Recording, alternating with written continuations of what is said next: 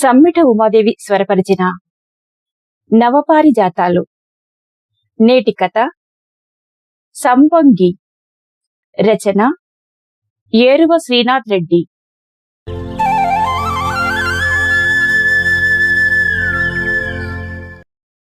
సంవత్సరమైంది ఊపిరి తీసుకొని. ఎందుకంటే మా నాన్నే నా ఊపిరి. సంవత్సరమైంది మా నాన్న నన్ను చూసి. మా నాన్నకి నాకు చాలా దూరం. ఎంతంటే కంటికి రెప్పకి ఉన్నంత దూరం. కాని మా నాన్న ఇప్పుడు వస్తున్నాడు నన్ను చూడటానికి. ఇంటి నుండి బయలుదేరాడు. ఒక్కడే వస్తున్నాడు, ఇంట్లో వాళ్ళెవ్వరికీ చెప్పకుండా. తలుచుకుంటేనే మనసు మేఘాలలో తేలిపోతుంది. ఆనందం పట్టలేకపోతున్నాను. ఎగిరి గంతెయ్యాలనిపిస్తుంది. కాని ఇక్కడ వీలు పడదుగా. ఆయన నా దగ్గరికొచ్చేలోపు మీకు నా గురించి చెప్పాలి. నా పేరు కావేరి. నాన్న నరసింహారావు, అమ్మ సరస్వతి, అన్నయ్య సుధాకర్.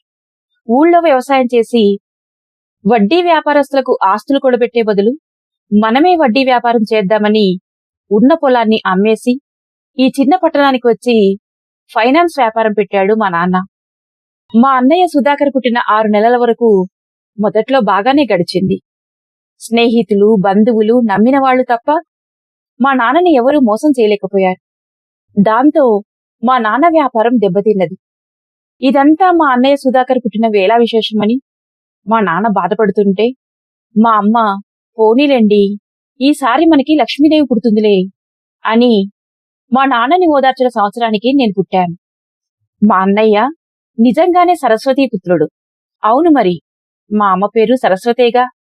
అందుకు తగ్గట్టుగా మా అన్నయ్య బాగా చదివేవాడు. చదువుల్లో ముందుండేవాడు. చదువు తప్ప తనకి వేరే ప్రపంచం తెలియదు. అందుకే ప్రపంచంలో ఉన్న అన్ని కంపెనీల్లో పనిచేసి ప్రస్తుతానికి బెంగళూరులో స్థిరపడ్డాడు సాఫ్ట్వేర్ ఇంజనీర్గా. నేను పుట్టానని తెలియగానే మా నాన్న హాస్పిటల్లో ఉన్న వాళ్ళందరికీ స్వీట్లు పంచిపెట్టాడు. షుగర్ పేషెంట్లు ఉన్నారని చెప్పినా వినకుండా ఊళ్ళో పెద్ద సంబరం చేశాడు. నాన్ వెజ్ వంటకాలను నాన్ స్టాపుగా ఉదయం నుండి సాయంత్రం వరకు పెడుతూనే ఉన్నాడు. ఎమ్మెల్యే పెద్దిరెడ్డిని పిలిచాడు. ఆడవాళ్లకి పట్టుచీరలు పెట్టాడు. మళ్లీ ఫైనాన్స్ వ్యాపారం మొదలుపెట్టాడు మా నాన్న. ఈసారి వ్యాపారానికి నా పేరే కావేరీ ఫైనాన్స్ లిమిటెడ్ అని పెట్టాడు. నేను పుట్టిన తర్వాత నిజంగానే మా నాన్నకి కలిసి వచ్చింది. వ్యాపారం వృద్ధిలోకి వచ్చింది. లక్ష్మీదేవి చెప్పా పెట్టకుండా మా ఇంటికి వచ్చి మాలో ఒకరిగా కలిసిపోయింది. మా ఇంట్లోనే తిష్ట వేసింది. చుట్టం చూపుగా పలకరించి వెళ్దామనుకున్న లక్ష్మీదేవి మా నాన్న కష్టం చూసి మాతోనే శాశ్వతంగా ఉండిపోయింది. 5 ఏళ్ల దాకా మా నాన్న నన్ను స్కూలుకు పంపిస్తే ఒట్టు. నెత్తిన పెట్టుకుంటే ఆకాశం తగులుతుందని గుండెల్లో పెట్టుకుని పెంచాడు మా నాన్న. నాకోసమే కారు కొన్నాడు. కారు కొని నన్ను అనాథన చేశాడు. స్కూల్ వ్యాన్లో వెళ్తానంటే ఒప్పుకోలేదు. రోజు తనే స్కూల్లో దిగబెట్టి తనే తీసుకువచ్చాడు. మా నాన్న పిసినారి. డ్రైవర్ని కూడా పెట్టలేదు. ఎంత పిసినారి అంటే తన ప్రేమ మొత్తం నా మీదే ఖర్చు పెట్టేవాడు. మా నాన్న దుర్మార్గుడు. మా ఇంట్లో ఎవరి ప్రేమ నాకు దక్కకుండా చేశాడు. మా నాన్న స్వార్థపరుడు. అందరి బదులు తానొక్కడే నన్ను ప్రేమించాడు. అడిగితే నోరు నిప్పి పుడుతుందని అడగకుండానే అన్నీ సమకూర్చేవాడు. నేను పుట్టాక మా అమ్మకున్న హోమ్ మినిస్టర్ పదవి పోయింది. ఇప్పుడు నేనే మా ఇంటికి హోమ్ మినిస్టర్ని. ఆర్డర్ వేస్తే అరసెకండ్లో అన్నీ నా ముందు తలంచుకుని నిలబడేవి. నా పేరు కావేరి. నా తీరు గోదారి. నేను వెళ్లేదే రహదారి. ఇలాంటి మాటలు చెప్పి మా అమ్మను బెదిరిస్తూ ఉండేదాన్ని. అప్పుడు మా అమ్మ, ఏంటే రుబాబ్ చేస్తున్నావు? ఒసేయ్, నిన్ను కన్నది నేనే, మీ నాన్న కాదు అనేది. ఏం చేస్తాం మమ్మీ, మగాళ్ళకి ఆ ఛాన్స్ లేదుగా అని నేనంటే మా అమ్మ నన్ను కొట్టడానికి వచ్చేది. నేను పరిగెత్తుకుంటూ వెళ్లి మా నాన్న ఒడిలో వాలిపోయేదాన్ని. తల్లికి బిడ్డను మోసే అదృష్టం ఆ భగవంతుడు 9 నెలలే ఇచ్చాడు. కాని తండ్రికి ఆ బిడ్డను మోసే అదృష్టం జీవితాంతం ఇచ్చాడు. తల్లి తన బిడ్డను కడుపులో మోస్తుంది, కాని తండ్రి గుండెలో పెట్టుకుని మోస్తాడు అని మా నాన్న అంటుంటే, అందుకే మీ మగవాళ్లకే ఎక్కువ గుండెపోట్లు వచ్చేది అని కౌంటర్ వేసి వంటింట్లోకి దూరిపోయేది మా అమ్మ. మా బంధువులు అప్పుడప్పుడు మా నాన్న చెవులు కొరికేవారు. ఆ పిల్లని అలా గారాబం చేస్తే రేపు నెత్తినెక్కి కూర్చుంటుంది, మీ మాట లెక్క చెయ్యదు, కాస్త ఆ పిల్లని భూమి మీదకి దించండి అని అంటుండేవాళ్ళు. మా నాన్న ఎలా పెంచితే వీళ్ళకెందుకు? నన్ను గారాబం చేస్తాడు, అవసరమైతే గడ్డం గీస్తాడు. మా నాన్నకి డబ్బుంది, గారాబం చేస్తాడు. మా నాన్నకి నా మీద ప్రేముంది, పంచుతాడు. మధ్యలో మీకెందుకు? మా అనుబంధాన్ని చూసి వీళ్ల కళ్ళు కాటన్ మిల్లులో బాయిలర్లాగా మండుతుండేవి. వీళ్ళు మా కొంపకొచ్చి కాసిని కాఫీ నీళ్లు తాగి వెళ్లకుండా కుంపటి పెట్టి వెళ్లేవారు. అందరి తండ్రులు తమ పిల్లల కోసం స్కూటీ కొంటే మా నాన్న నా కోసం బుల్లెట్ బండి కొన్నాడు. అప్పుడు కూడా చుట్టుపక్కల అమ్మలక్కలు అదే పనిగా ఆడిపోసుకునేవాళ్లు మా నాన్నని. ఆ బుల్లెట్ బండి మీద షికారులు చేస్తూ ఉంటే టౌన్లో మగపిల్లకాయలంతా నా వైపే చూసేవాళ్లు. వాళ్ళలా చూసేటప్పుడు చాలా ఇబ్బందిగా ఉండేది. కాని ఇంటికి వచ్చాక తలుచుకుంటే తెల్లారేదాకా నిద్ర పట్టేది కాదు. నీ బుల్లెట్ బండెక్కి వచ్చేత్తప్ప అని రీల్స్ చేసి ఇన్స్టాగ్రామ్లో పెడితే కిలోగ్రాముల కొద్దీ లైకులు, కామెంట్లు, షేర్లు, ఫాలోవర్స్ వచ్చారు. ఇన్స్టాగ్రామ్లో కుర్రాళ్ళు నాకొక బిరుదు కూడా ఇచ్చారు, బుల్లెట్ రాణి అని. దాంతో నా పిచ్చి పీక్స్కి వెళ్ళింది. ఎంతంటే ఒకరోజు రీల్ చేద్దామని బండేసుకొని మా కాలేజీ గ్రౌండ్కి వెళ్లి జీరో కట్ కొడదామని ట్రై చేశాను. కట్ చేస్తే హాస్పిటల్లో ఉన్నాను. 3 నెలలు బెడ్ రెస్ట్ అన్నారు. కాళ్లు కింద పెట్టలేకపోయాను. అఫ్కోర్స్ ఒకవేళ పెట్టినా మా నాన్న ఈ భూమి మీద నడవనిచ్చేవాడు కాదు. 3 నెలల తర్వాత నన్ను మా నాన్న కాలేజీ ఆటోలో పంపించడం మొదలుపెట్టాడు. అప్పటికే నేను సెకండ్ ఇయర్లోకి వచ్చాను. అప్పటిదాకా బుల్లెట్ బండి మీద రెయ్యమని వచ్చి ఇప్పుడు ఆటోలో వస్తుంటే అమ్మాయిలందరూ ఎగతాళిగా నవ్వేవాళ్లు. అయినా కాలేజీలో నా ఫాలోయింగ్ ఏమాత్రం తగ్గలేదు. అప్పుడు బుల్లెట్ బండి మీద వచ్చేది చాలా పొగరుతో, స్టైల్ కొడుతుండేది, బాగా డబ్బుందని అని చూసేవాళ్లు. ఇప్పుడు దీనికి బాగా తిక్క కుదిరింది, దీనికి ఇలాగే జరగాలి, కుంటిగుర్రం అయింది, సరిపోయింది సంబడం అని చూసేవాళ్లు. ఒక కాలు కొంచెం ఎత్తి నడవడం వల్ల నా నడక కొంచెం స్టైల్గా మారింది, ఫ్యాషన్ షోలో మోడల్లాగా. కుంటుతుంటే కూడా కొంటె చూపులు చూసేదాన్ని మా క్లాస్ అబ్బాయిల కళ్లల్లో.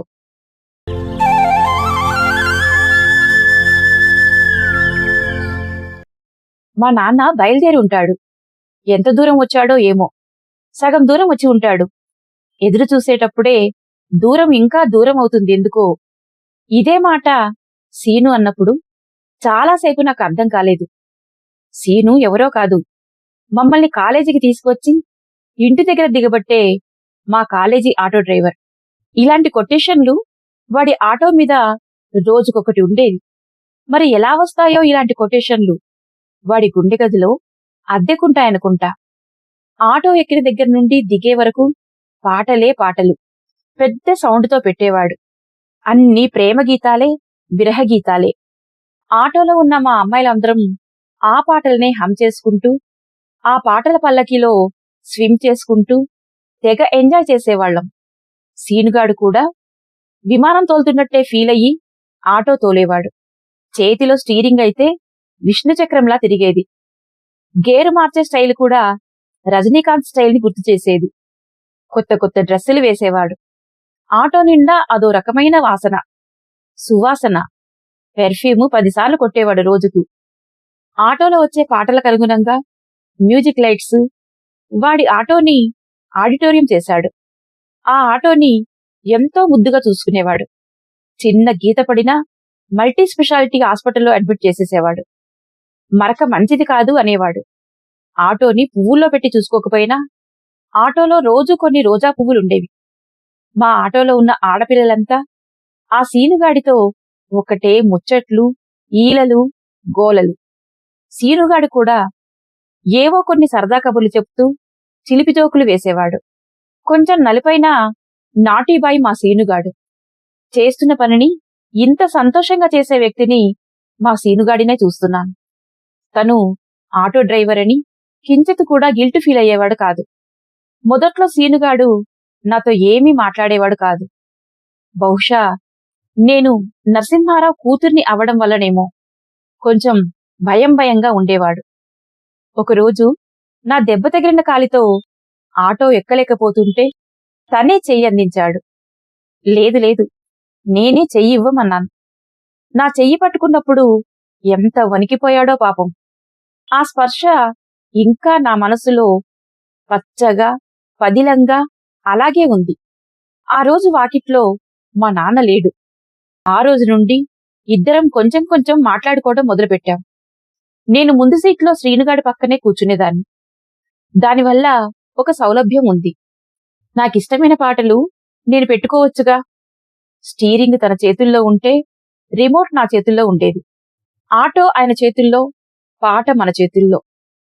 ఇద్దరం కలిసి వెనక కూర్చునే ఆడపిల్లల మనోభావాలతో ఆడుకునేవాళ్ళం. నా ఫేవరెట్ హీరో పాటలన్నీ రిపీట్గా పెట్టేదాన్ని. దాంతో ఆడపిల్లలందరూ నా మీద కక్షగట్టి జట్టు కట్టి వేరు కాపురం పెట్టుకున్నారు. ఇంకా నాకు మాట్లాడే దిక్కెవరు? ఈ సీనుగాడే. ఇంటి దగ్గర నుండి కాలేజీకి వచ్చేదాకా వీడితోనే నా కబుర్ల కాపురం.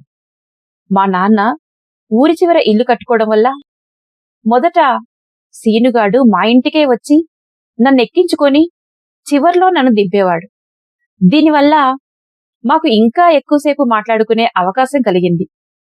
పగలు మా ఇద్దరికీ మాటలు సరిపోక కొన్ని మాటలు మూటకట్టుకొని రాత్రికి దాచిపెట్టుకొని నెంబర్లు మార్చుకొని తెల్లారేదాకా మాట్లాడుకుంటుంటే మాకు తెంపే ఉండేది కాదు. మా నాన్నకి విషయం తెలిసిపోయింది. ఒకరోజు పసిగట్టాడు. మందలించాడు. పరీక్షలు దగ్గర పడుతున్నాయి, చదువు మీద దృష్టి పెట్టమని వారించాడు. మా నాన్న మొదటి కోపం నాకు పరిచయమైంది అప్పుడే. ఒక వారం రోజులు సీనుగాడితో మాట్లాడడం మానేశా. పలకరించాలని ట్రై చేసేవాడు. నేను పట్టించుకోకుండా వెళ్ళిపోయేదాన్ని. ఆ వారం రోజులు మా నాన్నే తన కారులో కాలేజీ దగ్గర డ్రాప్ చేశాడు. నువ్వు దూరం పెట్టే కొద్దీ ఇంకా దగ్గరవ్వాలనిపిస్తుంది అని ఒకరోజు రాత్రి సీనుగాడు నాకు మెసేజ్ పెట్టాడు. నేను చూసి కూడా రిప్లై ఇవ్వలేదు. మరుసటి రోజు రాత్రి నాకు చచ్చిపోవాలనిపిస్తుంది నువ్వు మాట్లాడకపోతే అని మళ్లీ మెసేజ్ పెట్టాడు. ఎందుకో బాధగా అనిపించింది. వెంటనే కాల్ చేసి మాట్లాడాను. అప్పుడు తన మాటల్లో అర్థమైంది తనెంత బాధపడుతున్నాడోనని. కాసేపు మాట్లాడిన తర్వాత ఏదో భారం దిగిపోయినట్లు అనిపించింది నాకు కూడా. అరే, భలే ఉందే ఈ ఫీలింగ్ అని అనిపించింది. మనస్సు దూదిపింజంలాగా తేలికపడింది. ఆ వారం రోజుల దూరం మమ్మల్ని ఇంకా దగ్గర చేసింది. ఒకరిని విడిచి ఒకరం ఉండలేకపోయాం. ఆ రోజు రాత్రి ఇంట్లో పెద్ద గొడవ జరుగుతుంది. నాన్న బాగా తాగొచ్చి అమ్మను కొడుతున్నాడు. మొదటిసారి నాన్నలో కోపం చూసిన నేను ఈసారి నాన్నలో రాక్షసత్వాన్ని చూశాను. భయం వేసింది. బెడ్రూంలోకెళ్లి తలుపులు వేసుకుని ఏడుస్తూ సీనుగాడికి కాల్ చేసి పరిస్థితి వివరించాను. నన్ను బయటికి వచ్చేయమన్నాడు. ఎక్కడికైనా పారిపోయి పెళ్లి చేసుకుందామన్నాడు. ఆటో తోలి నిన్ను పోషించుకుంటాను అని చెప్పాడు. ఏం చేయాలో అర్థం కాలేదు. చాలాసేపు ఆలోచించాను. ఒకసారి హాల్లోకి వచ్చి చూశాను. ఎవ్వరూ లేరు. నిశ్శబ్దంగా ఉంది. మా నాన్న గది వైపు చూశాను. పడుకున్నాడు. అమ్మ కూడా నిద్రపోతుంది. అన్నయ్య ఇక్కడ ఉండడు. చెన్నైలో ఇంజనీరింగ్ చేస్తున్నాడు. అప్పటికే సమయం 2 దాటింది. సీనుగాడికి ఫోన్ చేశాను. ఎక్కడికి వెళ్దామని అడిగాను. నువ్వు ముందు బయటికి రా, తర్వాత ఆలోచిద్దాం అని చెప్పాడు. సరే, నువ్వు ఇంటి దగ్గరికి వచ్చి వెయిట్ చేయమని చెప్పాను. తను వచ్చేలోపు అన్నీ సర్దుకున్నాను. బట్టలు, డబ్బులు, నా దగ్గర ఉన్న నగలతో సహా. అడ్డదారుల్లో వెళ్లడం నాకిష్టం లేదు. అందుకే మెయిన్ డోర్ తీసుకుని దర్జాగా బయటికి వచ్చాను.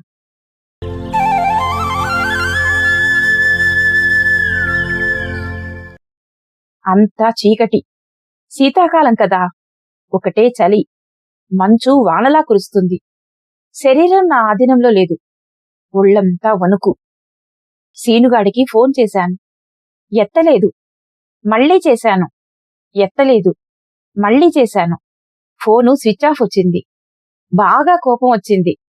నా ముందుకి ఒక ఆటో వచ్చింది. ఎందుకు ఫోన్ స్విచ్ ఆఫ్ చేశావు అని తిడుతుంటే ఛార్జింగ్ అయిపోయిందని చెప్పాడు. ఆటో ఎక్కాను. బయలుదేరాం. ఎక్కడికో తెలీదు. నేను శ్రీనుగాడిని నా పిచ్చి పిచ్చి అనుమానాలతో చంపుతున్నాను. తను ఏం మాట్లాడలేదు. తన ఒళ్ళో పడుకున్నాను. ఆదమర్చి నిద్రపోయాను. తెల్లగా తెల్లారింది. రోజు మారింది. నిద్రలేచి చూశాను. ఎక్కడున్నామని అడిగాను సీనుగాడిని. అరకులో ఉన్నామని చెప్పాడు.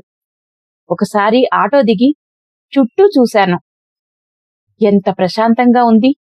కొండలన్నీ మంచును కప్పుకొని పడుకుని ఉన్నాయి. మేఘాలు చేతికందుతున్నాయి. అక్కడే ఒక హోటల్ తీసుకొని ఇద్దరం ఫ్రెషప్ అయ్యి బయటికి వచ్చాం. ఇన్ని రోజులు నాకు రెక్కలున్నాయని తెలియదు. ప్రకృతిలో సీతాకొక చిలకనయ్యాను. నాన్న ఒడి కంటే ఈ ప్రకృతి ఒడి ఎంతో బాగుంది. మా నాన్న బంగారంలా చూసుకున్నాడు. బంగారపు పంజరంలో బందీని చేశాడు. సంకెళ్లతో స్వేచ్ఛగా ఎగరమన్నాడు.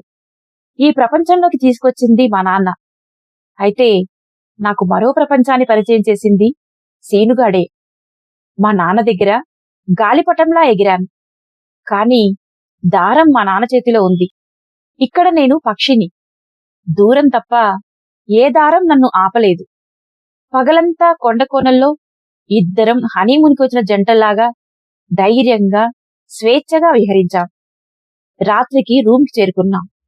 ఇద్దరం అలసిపోయి వచ్చి స్నానం చేసి రెడీగా ఉన్నాం. ఆకలి దంచేస్తుంది. వేడివేడిగా నాటుకోడి పులుసుతో భోజనం వడ్డించాడు బాయ్. ఎంత రుచిగా ఉందో.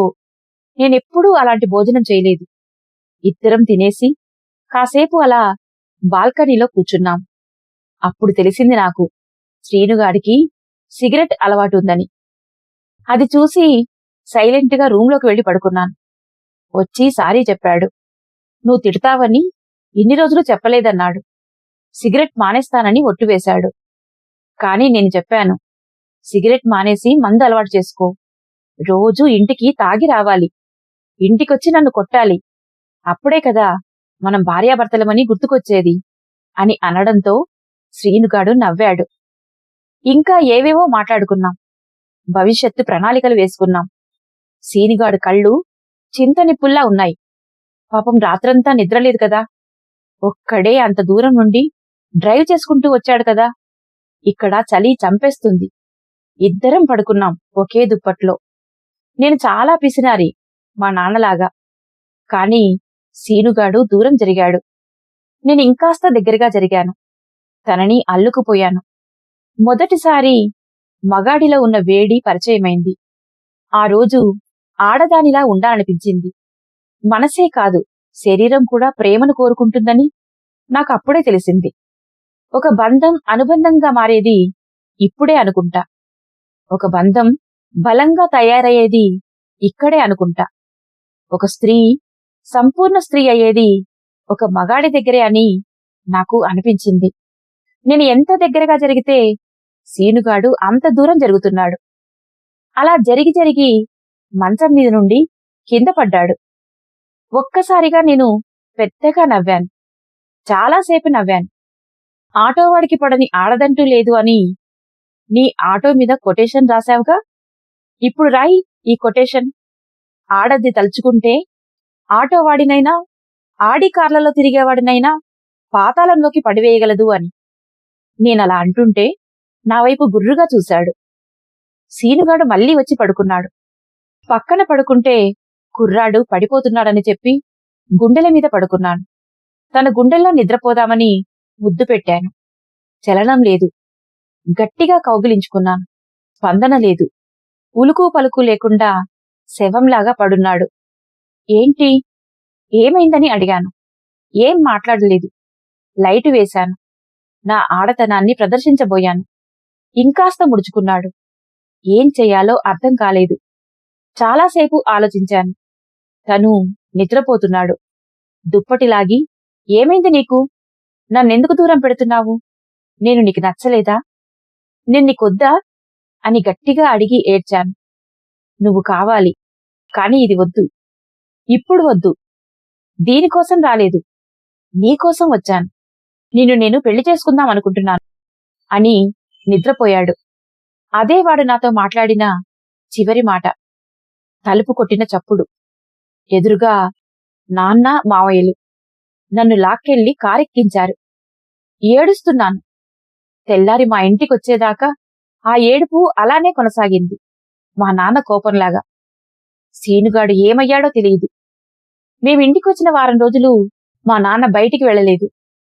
తలుపు వేసుకొని ఇంట్లోనే ఉన్నాడు.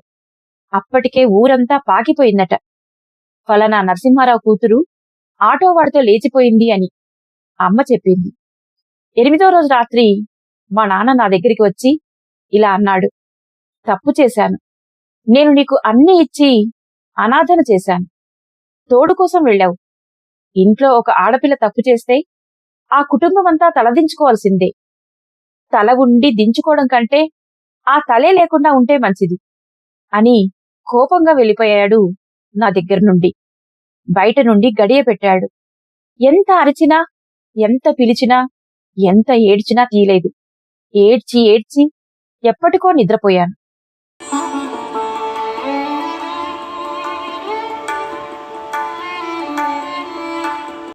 మరుసటి రోజు పొద్దున్నే 10ంటికి నా మేనమామ వచ్చి నన్ను తన ఇంటికి తీసుకెళ్లాడు. సెల్ ఫోన్ లాక్కున్నాడు. నా ముందే పగలగొట్టేశాడు. అప్పటికే మార్చి వచ్చేసింది. పరీక్షలు దగ్గర పడ్డాయి. ఏదో మొక్కుబడిగా పరీక్షలు రాశాను. ఇంటికొచ్చేద్దామనుకుంటే మా నాన్న నన్ను రానివ్వకుండా అట్నుంచి అటే విజయవాడ ఎంసెట్ కోచింగ్ కి పంపించాడు.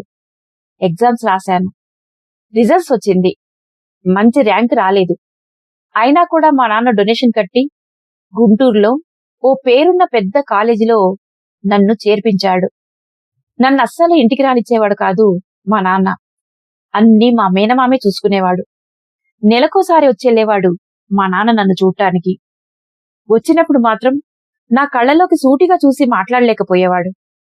సీనుగాడు ఏమయ్యాడో తెలీదు. వాడిని తలుచుకొని ఏడవని రోజంటూ లేదు. వాడి జాడ కోసం ఎంత ప్రయత్నించినా శూన్యమే మిగిలింది నాకు. అలా 3 సంవత్సరాలు నెట్టుకొచ్చాను. ఫైనల్ ఇయర్కి వచ్చాను. ఒక ప్రాజెక్టు పనిలో భాగంగా స్పిన్నింగ్ మిల్కి వెళ్ళాం. అక్కడ కనిపించాడు సీనుగాడు. నిజంగా ఆ ఉద్వేగం తట్టుకోలేకపోయాను. సీనుగాడు స్థితి చూసి. మిల్లులో ఒక కార్మికుడుగా పనిచేస్తున్నాడు. నేనే మొదట తనని చూశాను. తాను నన్ను చూడలేదు. నేనే దగ్గరికి వెళ్లి పలకరించాను. భయపడ్డాడు. దూరంగా వెళ్ళిపోయాడు. డ్రైవర్గా ఉన్నప్పుడు ఎంత హుషారుగా ఉండేవాడో ఇప్పుడు ఇంత నీరసంగా తయారయ్యాడు. 2 మాటలు మాత్రమే మాట్లాడాడు.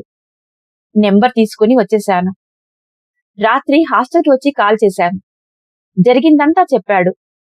మా నాన్న, మామయ్య వాళ్ళు బాగా కొట్టి ఇంకా ఈ ఊర్లో కనపడితే చంపేస్తామని బెదిరించారట. అందుకే గుంటూరు వచ్చి వాళ్ళ బాబాయ్ ఇంట్లో ఉంటూ ఈ స్పిన్నింగ్ మిల్లులో డైలీ లేబర్ కింద మారాడు.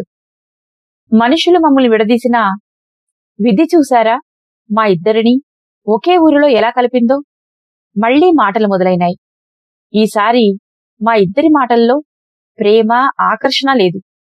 భయం, బాధ్యత, గౌరవం వచ్చి చేరాయి. కలవడం కుదిరేది కాదు. కాని ప్రతి ఆదివారం తప్పనిసరిగా హాస్టల్ దగ్గరికి వచ్చి దూరం నుంచే చూసి వెళ్ళిపోయేవాడు. సంక్రాంతికి మా నాన్న ఇంటికి తీసుకొచ్చాడు. బంధువులు, ఊళ్ళో వాళ్ళు ఇప్పుడిప్పుడే నా గురించి మాట్లాడుకోవడం తగ్గించారు. ఒకప్పుడు మా జంట టాక్ ఆఫ్ ది టౌన్ కదా. పండగ 3 రోజులు అయిపోయింది. రేపు హాస్టల్కి వెళ్తాననగా ఆ రోజు రాత్రి సీనుగాడికి కాల్ చేశాను. లక్కీగా సీనుగాడు కూడా ఊర్లోనే ఉన్నాడట. ఎక్కడికైనా నన్ను తీసుకెళ్ళు, ఇక్కడ ఉండలేకపోతున్నాను. దూరంగా పారిపోయి పెళ్లి చేసుకుందాం అన్నాను. కాని సీనుగాడు మాత్రం ఒప్పుకోలేదు. నేను ఫోన్ చేస్తూనే ఉన్నాను. తను ఎత్తడం లేదు. ఫోన్ స్విచ్ ఆఫ్ చేశాడు. చాలాసార్లు చేశాం తనకి. ఎప్పటికో స్విచ్ ఆన్ చేశాడు. సరే, నన్ను కనీసం బయటకైనా తీసుకెళ్ళు అని బతిమాలితే ఒప్పుకున్నాడు. 3 చక్రాల ఆటో వేసుకుని వచ్చాడు. ఆ రోజు రహదారి గుండా బయటపడిన నేను ఈరోజు దొడ్డిదారిన బయటికి వచ్చి సీనుగాడి ఆటో ఎక్కాను. వాడు ఊరి చివరన ఉన్న సుబాబుల తోటలోకి తీసుకెళ్లాడు. సీనుగాడు చాలా డెవలప్ అయ్యాడు. ఫుల్ బాటిల్ మందు తెచ్చుకున్నాడు. నన్ను కూడా తాగమన్నాడు. హాస్టల్లో అప్పుడప్పుడు దొంగచాటుగా బీర్లు తాగేవాళ్ళం. నేను కూడా 2 పెగ్గులు వేశాను. సిగరెట్ సగం తాగి నాకిచ్చాడు. నేను పూర్తి చేశాను. చాలా రోజుల తర్వాత జీవితంలో ఇంత మజా ఉంటుందా అనిపించింది. బయట చలి, లోపల వేడి, అదో గమ్మత్తైన అనుభూతి. అనుభవిస్తే కాని తెలియదు. నన్ను పెళ్లి చేసుకుంటానన్నావు, ఇప్పుడు చేసుకో. ఏదైనా గుడికి వెళ్ళి తాళి కట్టి నన్ను మీ ఇంటికి తీసుకెళ్ళిపో అన్నాను. అప్పుడు జరిగింది చాలదా, నీకు దండం తల్లి అని దండం పెట్టేశాడు. సరే, నేను నిన్ను పెళ్లి చేసుకుంటాను, పోదాం పదా అన్నాను. నేను నిన్ను పెళ్లి చేసుకున్నా, నువ్వు నన్ను పెళ్లి చేసుకున్నా పోయేది నా ప్రాణమే కదా, నన్ను వదిలే తల్లి అని తల వంచుకున్నాడు. సరే, ఆ రోజు ఎందుకు నాకు దూరంగా ఉన్నావు? ఇంత అందమైన అమ్మాయి అంత ఛాన్స్ ఇస్తుంటే ఎవరైనా వదులుకుంటారా చెప్పు? అలా నువ్వు వదులుకున్నావు కాబట్టే ఈ రోజు నిన్ను వదలబుద్ధి కావడం లేదు. ఇప్పటికీ నన్ను వేధిస్తున్న ప్రశ్న ఏంటంటే, నన్ను ఆ రోజు కనీసం ముద్దు కూడా పెట్టుకోలేదు. ఎందుకని? అప్పటి నుండి నీ మీద నాకు ప్రేమతో పాటు గౌరవం, ఆరాధనాభావం పెరిగిపోయాయి అని అంటుండగానే సీనుగాడు నన్ను కౌగిలించుకున్నాడు. చేతులు ఎక్కడెక్కడో తడుముతున్నాయి. దగ్గరికి లాక్కున్నాడు. నేను విదిలించి కొట్టాను. దూరంగా జరిగాను. మళ్లీ నన్నెత్తుకుని ఆటోలో పడేశాడు. నేను గట్టిగా నెట్టి దూరంగా వచ్చేశాను. నా దగ్గరికి వచ్చి కోపంగా చూస్తున్నాడు. నేను నిన్ను పెళ్లి చేసుకుందామనుకుంటున్నాను శ్రీను అన్నాను. అంతే, ఒక్కసారిగా ఆగిపోయాడు. ప్రేమతో నన్ను ముట్టుకోలేదు. కేవలం కోరిక తీర్చుకోవాలని చూశాడు. అది నాకు అర్థమైంది. అరకులో నేనే అతన్ని రెచ్చగొట్టాను. ఇప్పుడు మాత్రం ఆ పని చేయలేకపోతున్నాను. యవ్వనం స్థానంలో భయం, బాధ్యత వచ్చి పడ్డాయి. దూరంగా నిలుచుని ఏడుస్తున్నాడు. నన్ను క్షమించు. నేను కావాలని చేయలేదు. ఏదో తాగిన మైకంలో అలా చేశాను. నిన్ను నన్ను దూరం చేశారు. ఎన్నాళ్ళో అనుభవించిన బాధ, వేదన ఈ విధంగా ఈ రూపంలో బయటికొచ్చాయేమో. నన్ను క్షమించు, నన్ను క్షమించు. ఒక జంతువులాగా ప్రవర్తించాను. మీరు పెద్దింటి వాళ్ళు, మేం పేదవాళ్లం. మీది పెద్ద కులం, మాది తక్కువ కులం. మీరు గుడికి పోతారు, మేము చర్చికి పోతాం. అన్నింటిలోనూ మనిద్దరికీ అంతులేని దూరమే. మనం ఎప్పటికీ కలిసి ఉండలేం. ఇది జరగదు. నువ్వు ఖచ్చితంగా ఏ అమెరికా సంబంధమో చేసుకుని వెళ్ళిపోతావు. నేనిక్కడ నీ జ్ఞాపకాలతో పిచ్చోడిలా తిరుగుతాను. అనవసరంగా నిన్ను ప్రేమించి తప్పు చేశాను. ఈ మాటలతో నేను సీనుగాడిని గట్టిగా కౌగిలించుకున్నాను. నా భుజం మీద తలపెట్టి చిన్న పిల్లాడిలా ఏడ్చాడు. నేను నిన్ను వదిలి ఎక్కడికి వెళ్ళను సీను అని అన్నాను. ఇదే నా నోటి నుంచి వచ్చిన చివరి మాట.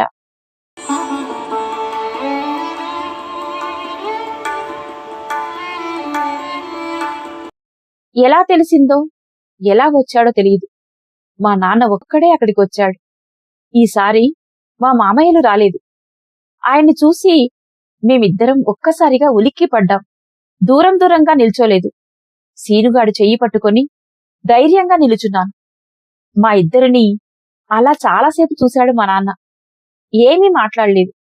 చుట్టూ చీకటి, నిశ్శబ్దం. మంచు కురవడం మొదలైంది. మా కనురెప్పలు తడుస్తున్నాయి. మా నాన్న మా దగ్గరికి వచ్చి అమాంతం సీనుగాడి మెడపట్టుకుని పైకెత్తాడు. గొంతు పిసికి చంపేశాడు. వదలమని ఏడుస్తున్నా కనికరించలేదు. మా నాన్న కాళ్లు పట్టుకున్నాను. కాలితో ఒక్క తన్ను తన్నాడు. దూరంగా పోయి పడ్డాను. పెద్దగా అరిచాను. గొడవ చేశాను. రోడ్డు మీదికి వచ్చి గొంతు చించుకున్నాను. మా నాన్న వినలేదు. సీనుగాడి ఊపిరి పోయేదాకా మా నాన్న వాడి మెడను వదలలేదు.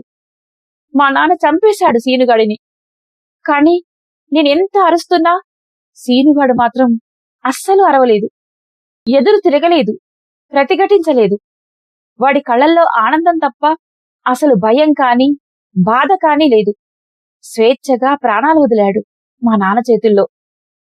వాడి శవం మీద పడి వెక్కి వెక్కి ఏడుస్తున్నాను. ఆటోలో కూర్చొని సీనుగాడు మిగిల్చిన మందు తాగటం మొదలుపెట్టాడు మా నాన్న.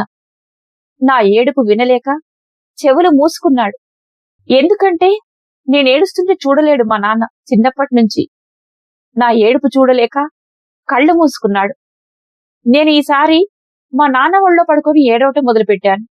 నెమ్మదిగా మా నాన్న నా మెడ పట్టుకొని గట్టిగా బిగించాడు తన కుడి చేత్తో.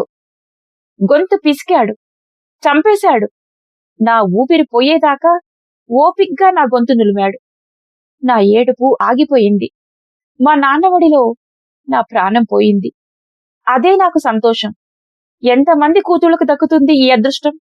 మా నాన్న ముఖంలో ప్రశాంతత కనిపించింది. ఆటోలో వెతికాడు. దొరికిన 2 సిగరెట్లు కాల్చుకున్నాడు. మళ్లీ ఆటోలో వెతికాడు. ఈసారి తాడు దొరికింది. అది తీసుకొని మా ఇద్దరి మెడలకు బిగించి చెట్టుకు వేలాడదీశాడు. మా ఇద్దరి తలలు నేలను చూస్తున్నాయి. మా నాన్న తలెత్తి మా వైపు చూశాడు. ఇప్పుడు నాకు గర్వంగా ఉంది. నేను చచ్చాకైనా మా నాన్నని నేను తలెత్తుకునేలా చేశాను. మా నాన్న తాపీగా ఇంటికి వెళ్ళాడు. తెల్లారిందాకా నేను, సీనుగాడు ఆ చెట్టు మీద కోతి కొమ్మచ్చులాడుతూ ప్రేమించుకున్నాం. మరుసటి రోజు ఉదయాన రోడ్డున పోయేవాళ్లు మమ్మల్ని చూసి పోలీసులకు సమాచారం ఇచ్చారు.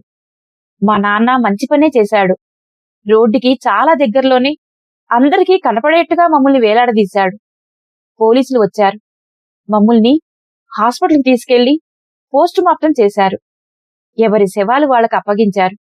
మా నాన్న ఒక్కడే తన భుజం మీద నా శవాన్ని మోసుకుంటూ ఇంటికి తీసుకొచ్చాడు. బంధువులంతా వచ్చారు. ఊళ్ళో వాళ్ళందరూ వచ్చారు చివరి చూపు కోసం. వాళ్ళు ఏడుస్తున్నారు. కాని మా నాన్న కంటిలో కనీసం ఒక్క కన్నీటి చుక్క కూడా నేను చూడలేదు. ఆయన కళ్లల్లో గర్వమే ఉంది.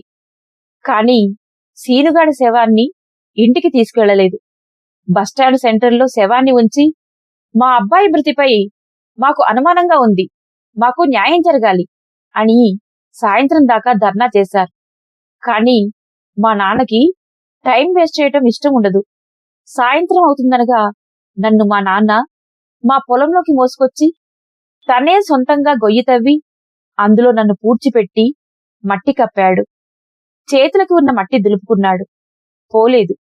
ఇంటికి వచ్చి 2 చేతులు శుభ్రంగా కడుక్కున్నాడు. పోయింది.